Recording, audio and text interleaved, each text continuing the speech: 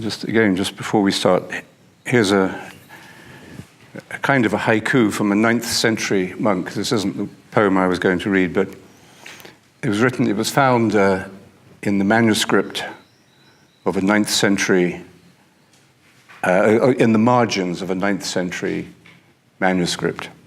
My apologies to the Norwegians who were present. The wind is rough tonight, tossing the white-combed ocean. I need not dread fierce Vikings crossing the Irish Sea. Isn't it nice? The wind is rough tonight, tossing the white-combed ocean. I need not dread fierce Vikings crossing the Irish Sea. So in other words, when the weather's bad, the Vikings can't travel. It's on a beautiful day like this that you should worry about the Vikings coming. So we've been looking at this topic, the journey from loneliness to solitude into communion and community, within a comparison or a dialogue between our tradition and that of the of Shantidevas, the Mahayana wisdom about the bodhisattva, the soul, the person who becomes committed, wholly committed to the well-being of others, to relieving the suffering of the world. And the idea is that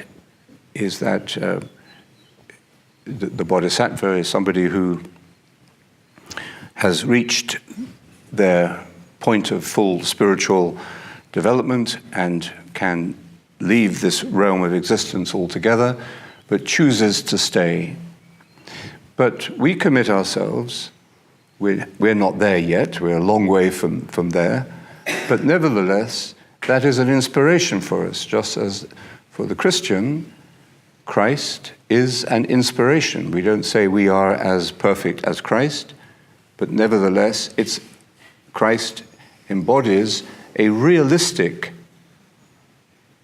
image or realistic understanding of human potential. This is doable. It's not doable on our own. We have to take refuge. We need help. We need good company, and we need some of the things we've been looking at as well. But it's doable. It's possible. So all we're doing at this moment is saying, yes, it is doable to have an awakened mind.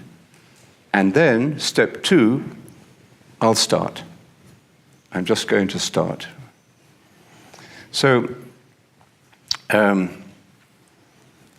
in the Buddhist tradition, they have this expression called skillful means. And these are things you can do, or methods or techniques or conscious behavior, which will help to train the mind and keep you awake, keep you alert. And St. Benedict has skillful means in chapter 4 of the Rule of St. Benedict. He has 72 tools of good works. I'll just read you some of them. They're very short. Well, it starts off with to love the Lord your God with your whole heart, your whole soul, your whole strength. So the first commandment. Then one's neighbor as oneself. Number 2. 3, don't murder. Don't commit adultery, don't steal. So the 10 commandments. Not to do to another what you would not have done to yourself. Not to become attached to pleasures, addiction, to love fasting, to relieve the poor, to clothe the naked, to visit the sick, to bury the dead, to help in trouble, to console the sorrowing, to become a stranger to the world's ways, to prefer nothing to the love of Christ, not to give way to anger, not to nurse a grudge, to be resentful, not to entertain deceit in one's heart, not to give a false peace, non dare pacem falsam, don't just paper over a conflict, don't just be superficial and polite, not to forsake charity, and so on and so on, not to be proud, not to be addicted to wine, not a great eater, not drowsy, not lazy, not a grumbler, non-murmurare, don't moan. If you've got something to say, say it. Say it at the meeting. Don't wait till the meeting's over and then pull somebody over into a corner and start murmuring. That's the cancer of society, the cancer of any community, of any group. Do not be a detractor. Don't speak badly about people. Even if they've done bad things, don't speak too badly about them. Anyway, so it goes on and on. But it's a wonderful little compendium because you can't listen to these or read these without being reminded of the value of them and being aware of the ways in which we fail to use these tools, that we all fall into these kind of errors and this kind of unmindful, unconscious behavior. So, not to love much talking, to guard one's tongue against evil and depraved speech. So speak consciously when you speak and don't talk too much. To listen willingly to holy reading, to devote oneself frequently to prayer. Benedict says prayer in common should be short but frequent. And he comes from a tradition in which the purpose of community prayer is to nurture our interior prayer, our personal, our prayer on our own. So the purpose of the office, the liturgy and so on, has its own value, its own beauty, but in terms of the big picture, it is there in order to feed your commitment and to sustain you, encourage you for the prayer of the heart. To respect the seniors. So here's a vision of a balanced society. To respect the seniors and to love the juniors. To pray for one's enemies in the love of Christ. To make peace with one's adversary before the sun sets. And finally, number 72, never despair of the mercy of God. These then are the tools of the spiritual craft. If we employ them unceasingly, day and night, and return them on the day of judgment, so he's making a little joke here, he has another chapter on the tools of the monastery, so the hammers and the saws and the electric drills, and when you go to someone and you ask them for these tools and they give them to you, and then you have to return them at the end of the day in good shape.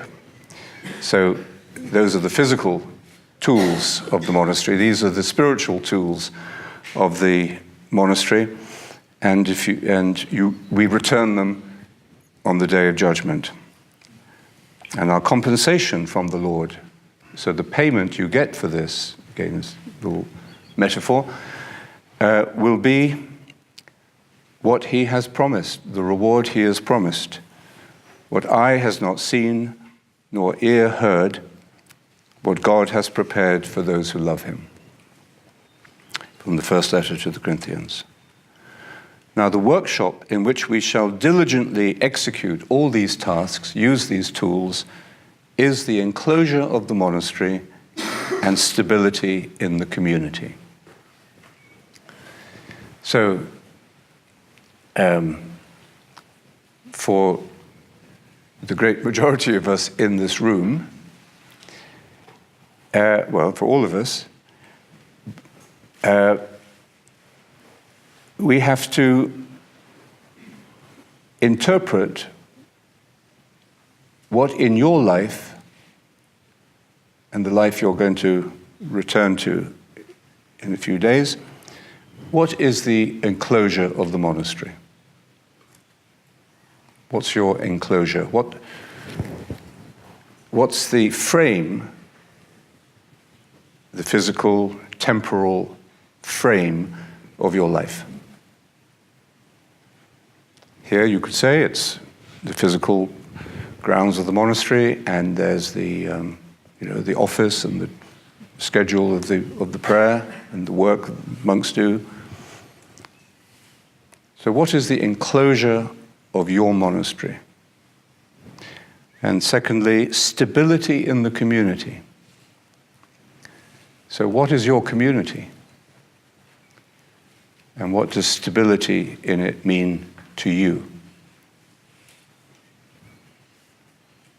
In each of us, even if you're living here in Monte Oliveto, each of us, each monk here, has to, of course, work that out, work out their own salvation with fear and trembling, as we said, in their own way, with their own definition. But there's a bigger meaning to this concept here.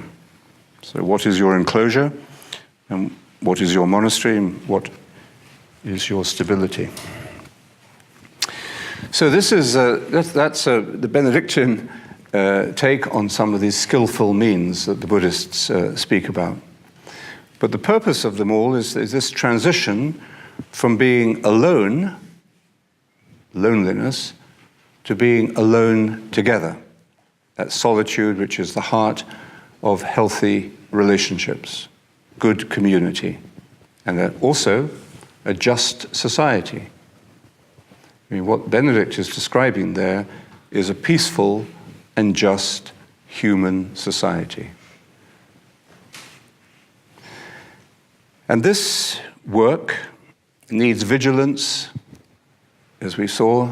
It needs decisiveness, forbearance or perseverance, we saw yesterday, resilience. It needs faith and commitment in and to the relationships that make up your life. And as we saw yesterday, this means generosity of spirit, and in that generosity, the ability to forgive. And generosity and forgiveness are very closely related. Even the word forgive, it comes from the original meaning of it is to give. And in the same way that the word pardon in English, or pardon in French, comes from donare, to give, a donation, to give. So, and pardon means a full giving, the gift of oneself. So forgiveness is very much related to this concept of generosity that we were talking about yesterday.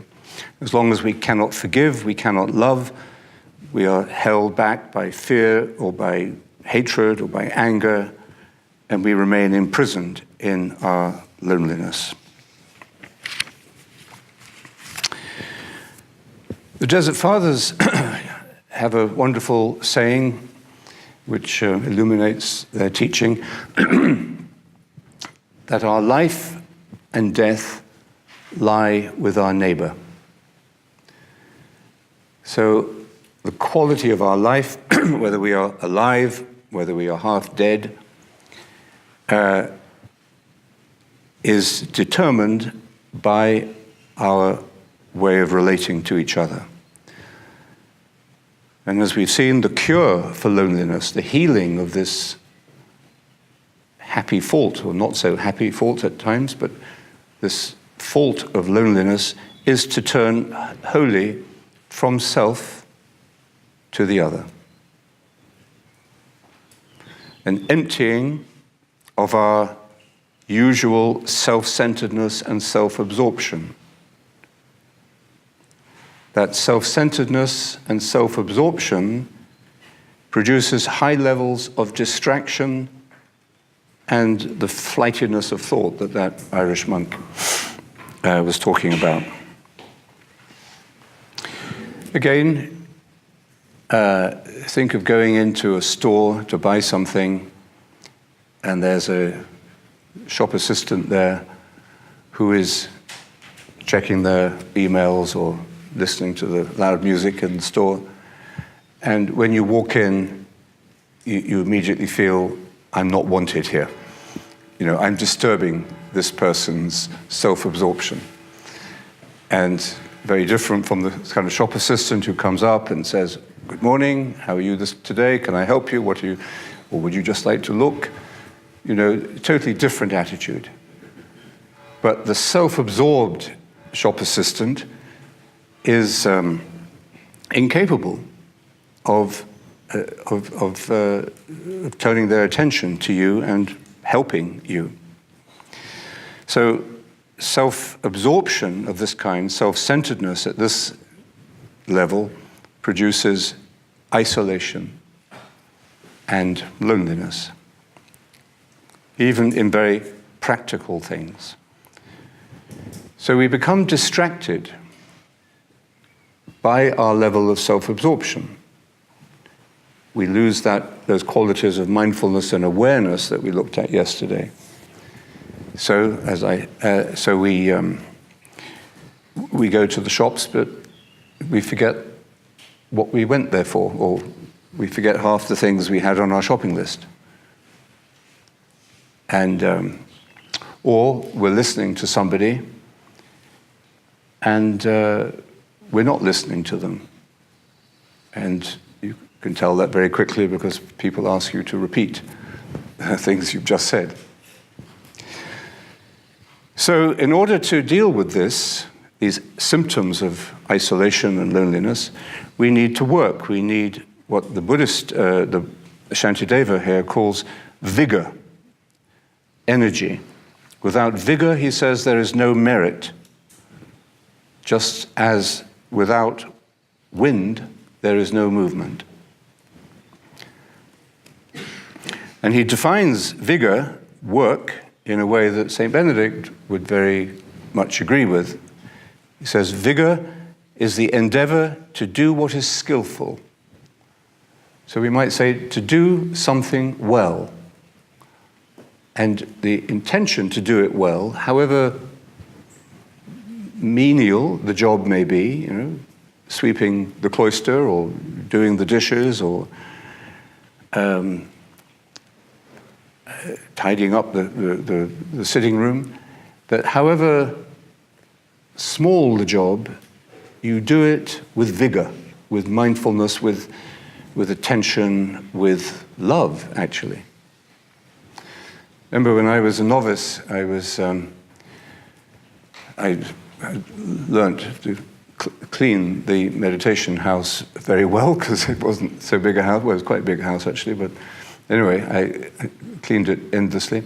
And then Father John would give us other things to do. And once he came into the room, and I was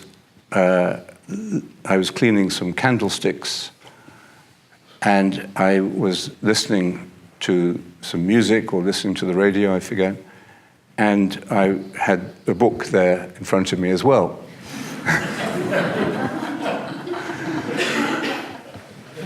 So that was my first lesson in vigor. As he pointed out to me, he said, "What are you doing?" And I said, "I'm polishing the candlesticks," which is what I should have been doing. But I was distracted. So multitasking. isn't such a good way of being vigorous. We think that it's vigorous because we feel happy because we're doing 6 things at the same time. We're doing emails, and then we go to something else we're supposed to do, or we go and get a coffee, or we make a phone call.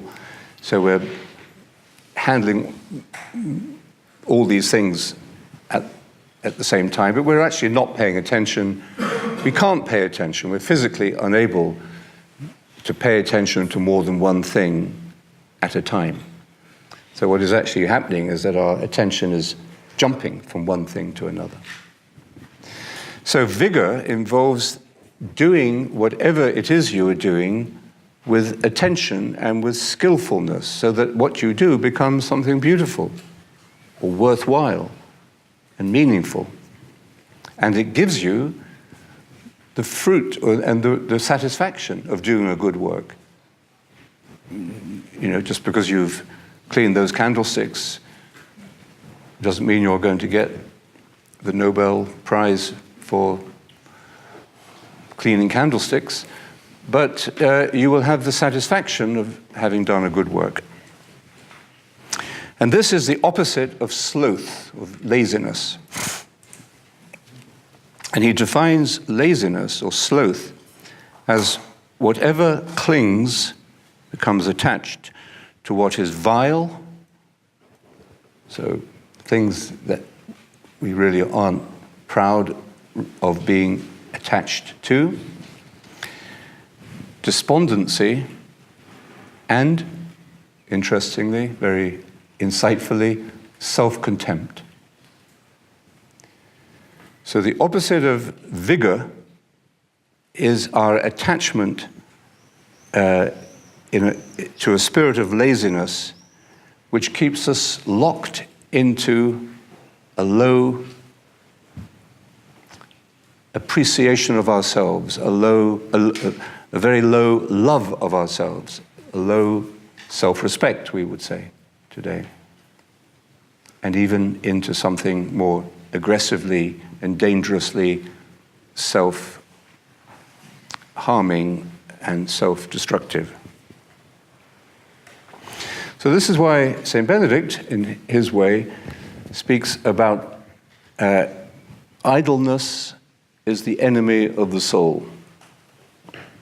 That's exactly what Shantideva would say as well. So idleness is the enemy of the soul.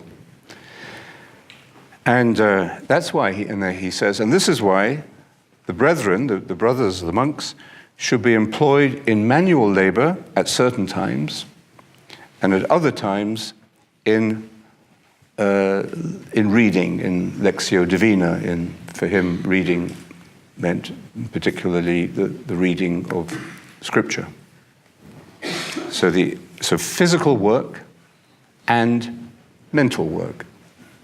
The reading, what strengthens and exercises the body and links us to the physical world, and what also exercises and trains the mind and creates that other set of relationships in which we can share and intelligently learn from each other, as we've been doing in our small groups here.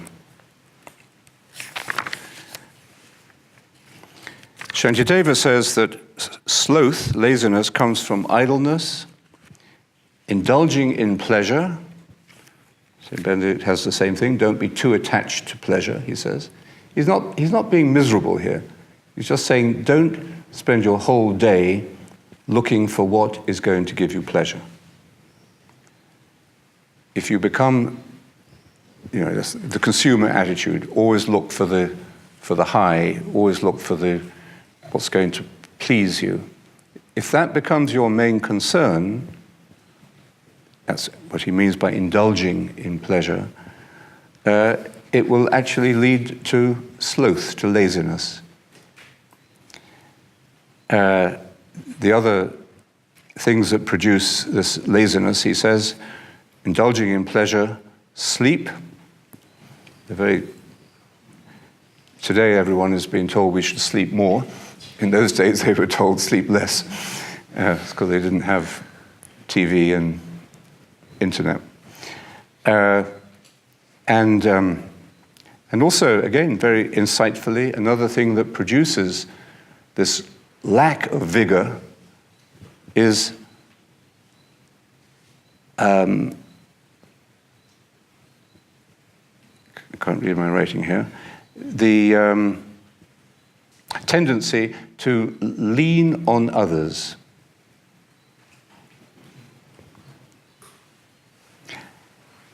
So where we seek to be dependent rather than interdependent. That produces this loss of vigor, of sharpness, of the awakened mind. And maybe the main, or one of the main symptoms of this laziness, he says, it arises from an indifference or apathy towards the suffering of others. And I think if we take those ideas and we transpose them into modern lifestyle, you begin to see how realistic and helpful they are. How easy it is for us in our pursuit of pleasure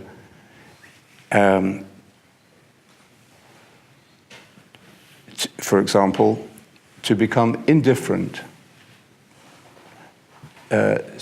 distant from, objective observers of the needs or suffering of others.